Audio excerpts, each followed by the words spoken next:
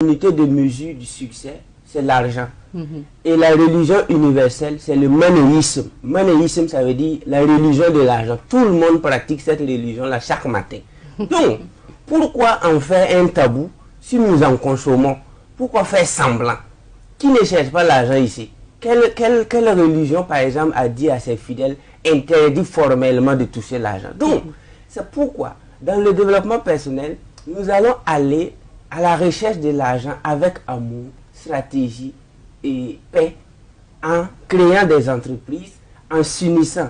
C'est pourquoi le développeur personnel, qui n'inclut pas l'entrepreneuriat et la recherche du profit dans sa stratégie, va finir par dégamer en fait. Ce sont les entrepreneurs qui doivent se réunir en congrès, décider de quelle matière les petits frères vont bosser pour pouvoir être employés. Mais les jeunes sont en train d'apprendre des matières que nous, on ne veut pas. Parce que chaque jour, nous recevons des demandes dans les entreprises que nous consultons, dans nos entreprises. Et quand tu reçois le monsieur pour un entretien, excusez-moi du terme, il n'a rien appris.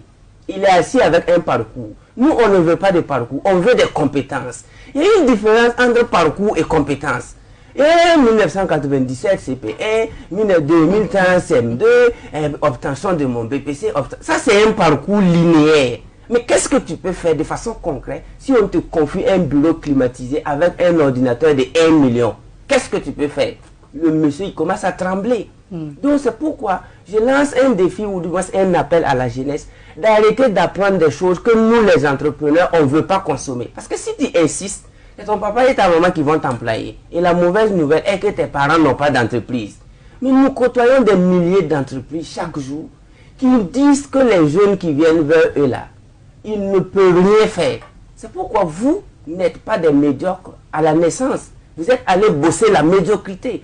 C'est pourquoi nous, on veut que vous changez de fusil d'épaule. Arrêtez d'apprendre les matières qui vous rendent pauvres. C'est de la science. Quand tu veux prendre l'avion, on voit que les pilotes ne prient pas, non? Imaginons vous êtes dans un avion, le pilote dit, on va faire je vous salue Marie, on va réciter 3 sourates. On va prier parce que nous aussi, on se débrouille ici. Ça ne marche pas. C'est pourquoi le développement personnel et la métaphysique vous donnent des sciences pratiques. Donc c'est pourquoi nous, on ne peut pas vous flatter, vous caresser. Donc préparez-vous, une fois à la GCAP, vous allez recevoir ce qu'il faut recevoir. Parce que la bonne nouvelle est que nous tous, on a expérimenté la pauvreté. Et on sait pourquoi on était pauvre. Et on sait pourquoi on est en train de quitter la pauvreté. Allez-y faire vos recherches. Un Américain normal participe à 30 événements payants par semaine, chaque semaine. Ça fait combien de milliers de dollars qu'il investit dans son éducation par semaine? Mais quand vous allez côtoyer nos gars là, il va faire 1 an sans lire un livre, 1 an sans participer à une conférence, 1 an sans avoir mis pied dans un séminaire. Et c'est ce même gars qui veut réussir. Nous sommes au 21e siècle. Et ce siècle ne pardonne pas les attardés mentaux. Donc débrouillez-vous.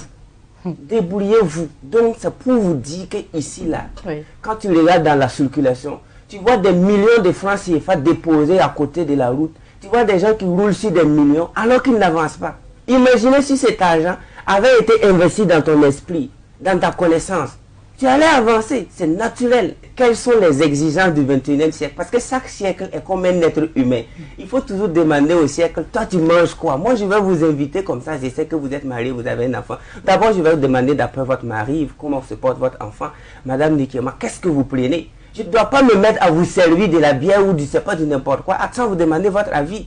Donc un siècle étant comme un être humain, on ne doit pas se mettre à vivre au hasard dans un siècle sans connaître quelles sont les exigences du siècle. Le 21e siècle là, c'est un siècle de connaissances pointues, où on ne tâtonne plus, où ceux qui sont bons sont virés et remplacés par ceux qui sont excellents et meilleurs.